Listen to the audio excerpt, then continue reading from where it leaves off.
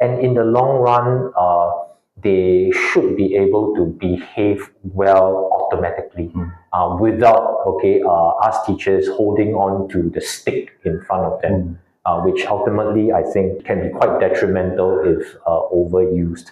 But there might be some of our audience here who are thinking, does that mean that we do not have any form of traditional discipline anymore? Does that mean that there's no more consequences? Can I just pick your brain to have an understanding what you have to say about that? Well, there is still a need, no matter what, there's still a need for consequences. We talk about school rules and regulations, it's all in the handbook. The students need to understand there are certain boundaries that they cannot cross. Yep. Certain things are non-negotiable, like rudeness to teachers, fighting, or even like stealing things from others. They know that all this are not allowed. And I often explain to the students why is that so, because school is like a mini place for you to try a microorganism of the actual world out there.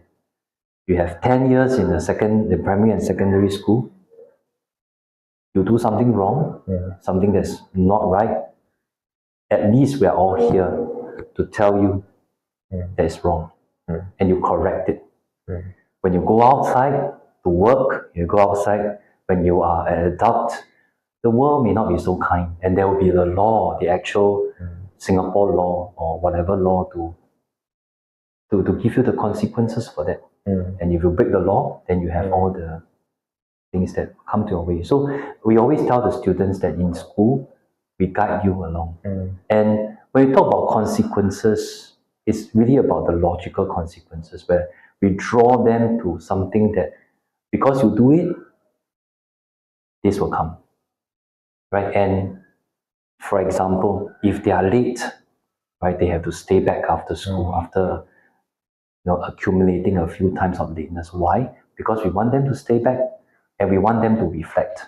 And how can they plan on their own such that they can wake up on time, board the MRT or the train or even by other modes of transport to come to school in time, on time for lesson.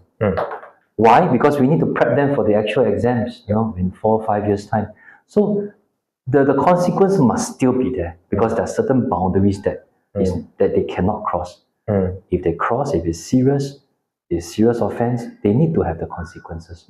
And it's also for them, once they know that they have done something wrong, they reflect, right? They think about what will be another plan they can come up with, such that they don't do it again. I think it's important for us to still tell them that these consequences are because the choices, the wrong choices that you make, right? And then from then on, they can actually do the self-management, the responsibility, the self-responsibility.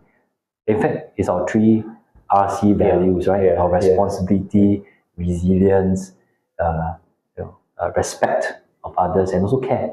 These are all our social skills that we want also our students to develop over the 4 or 5 years that are in St. Gabriel's. Okay. Yeah. So I hear from you that traditional discipline still has a part to play within the sphere of positive discipline itself.